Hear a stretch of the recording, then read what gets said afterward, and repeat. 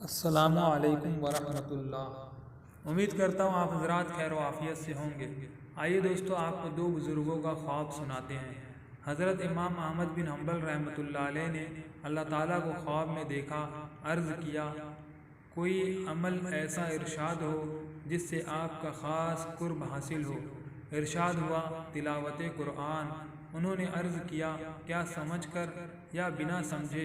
इरशाद हुआ, दोनों तरह से। देखा दोस्तों, कुरान वो चीज़ है कि उसका हमको अता होना मोहब्बत खुदाबंदी है।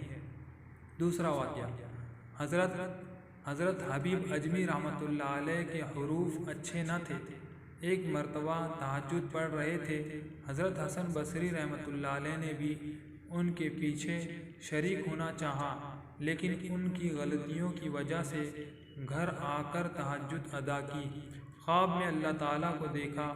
पूछा, आपके नज़दीक कौन सा अमल ज़्यादा पसंदीदा है?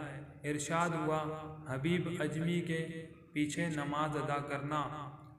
दोस्तों देखिए, ये रुतबा है बाज़ गलत पढ़ने वालों का।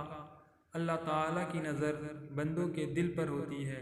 अगर कोई सही न पढ़ सके, उसका गलत सही से बढ़कर है। दोस्तों, ये दो ख्वाब के ज़रिए हमको पता चलता है कि दीन हमारा कितना आसान है। जो सही पढ़े उसको भी अजर है, जो समझ कर पढ़े उसको भी अजर है, जो न पढ़ सके कोशिश करे उसको डबल अजर है, उसको ज़्यादा अजर है। तो दोस्तों, हमारा दीन बहुत आसान है। हम सबको चाहिए कि कुरान हमें खूब तिलावत करनी चाहिए।